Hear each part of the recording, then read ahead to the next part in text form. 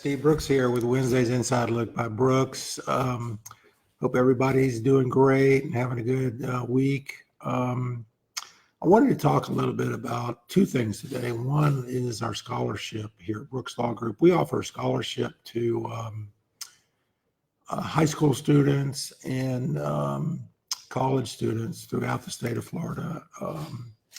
And it's something we're very proud of. We have great participation, and it's so neat to read the entries that we get from all of these young people wanting to advance their lives. I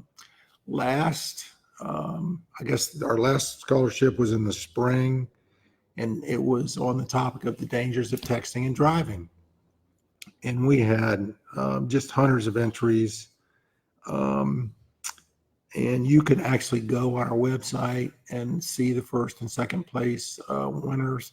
And I believe, can you read the essays too? Yeah, so you can read the essays, and they're really brilliant young minds who are writing these essays. So it's good reading. It would probably educate each of us to read those. And we thought that we would have a more focused topic this time on the actual students themselves rather than a driving issue.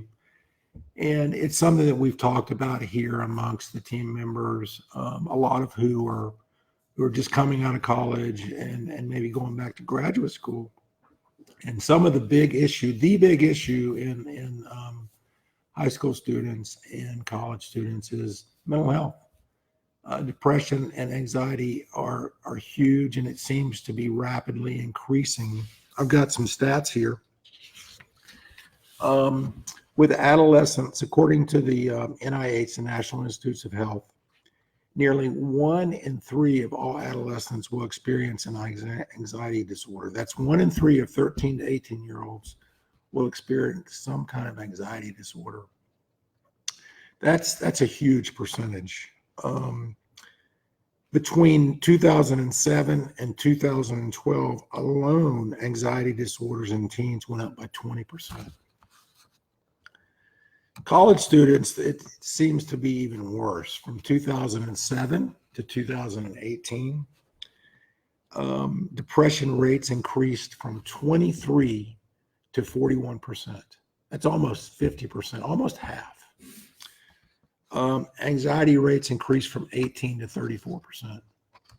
So what's going on? I suspect that a lot of that has to do with the digital age and things being so quick, on demand, the pressures of being able to produce under those kind of restrictions.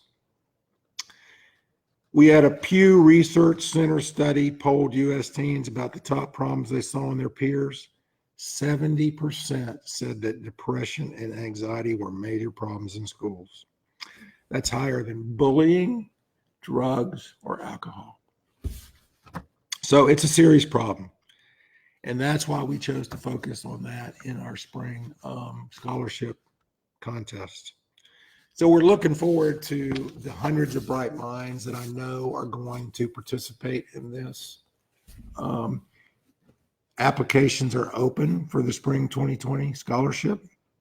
The details are, the deadline is May 1st. The awards will be announced May 15th. The first place winner gets $1,000 to the school of their choice, and the second place winner gets $250. So it's open, so you can go ahead and go to our website, to the scholarship page, see the exact topic. Make sure you read the instructions carefully about how to submit your scholarship entry, because if you don't submit it right, then obviously we won't have it to review and put you in the pool of potential winners. The other thing I wanted to talk about today is diabetes. It's a topic that many of our Social Security disability clients come to us with. It's a major health problem in the United States. And we see numerous people who have such severe diabetes that it tends to be disabling and take them out of the workforce. I myself suffer from type 2 diabetes. I have been able to reverse the diabetes through a specialized diet. And I want to give you a little insight into that.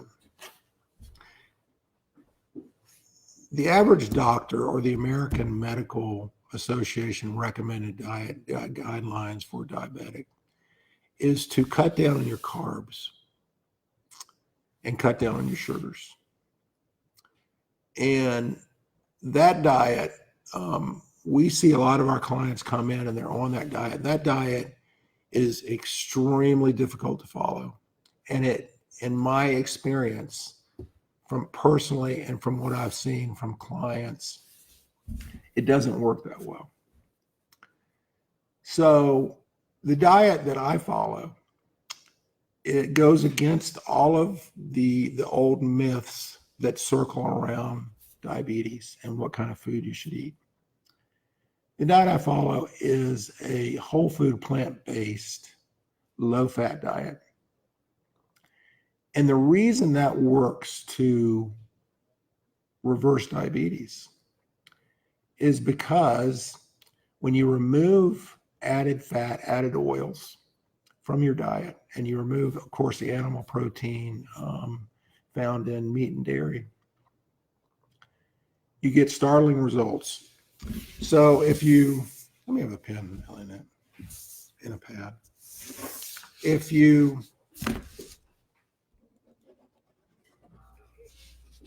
take a muscle cell, that's a muscle cell, and you have sugar that is floating around your bloodstream, when there are these tiny globules of fat filled into your muscle cell, it is like putting gum in the lock of a door. So if the gum is in the lock of your door, insulin can't open the door to allow the glucose out of the bloodstream into the muscle cell. So once you go on a no added fat, no oil, whole food plant-based diet, you gradually remove the little, they call it intermolecular cellular lipids. And that's a fancy long word for fat.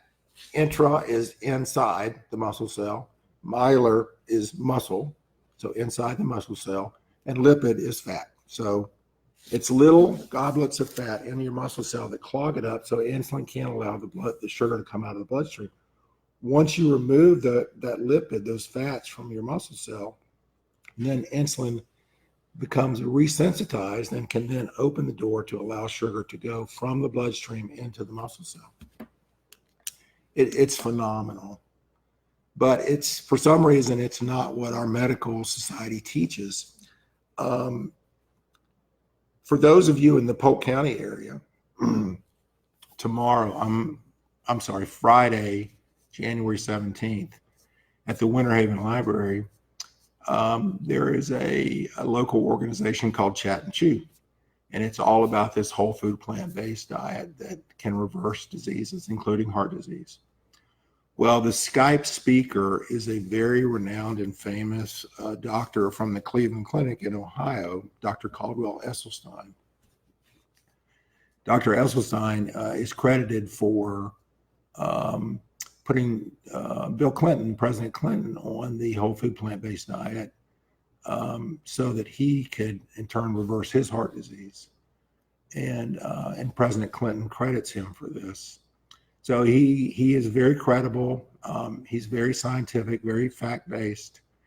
He is actually going to be live in a Skype presentation. So if you want to learn more about how to reverse diseases through nutrition, and you're really serious, show up Friday at 11:30 at the Winter Haven Library, and you may get a chance to ask Dr. Esselstyn yourself a question, because it's going to be a live Skype and we're able to sit there and ask questions. So I know we see a lot of clients with very serious diseases in our Social Security department. And I wanted to just throw this out here because it's a personal interest of mine.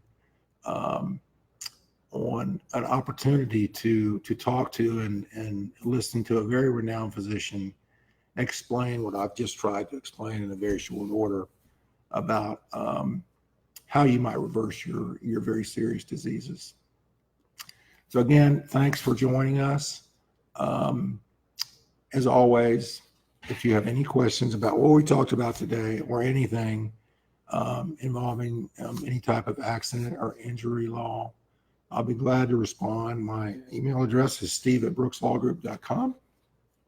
And again, I will see you next Wednesday at 12:30.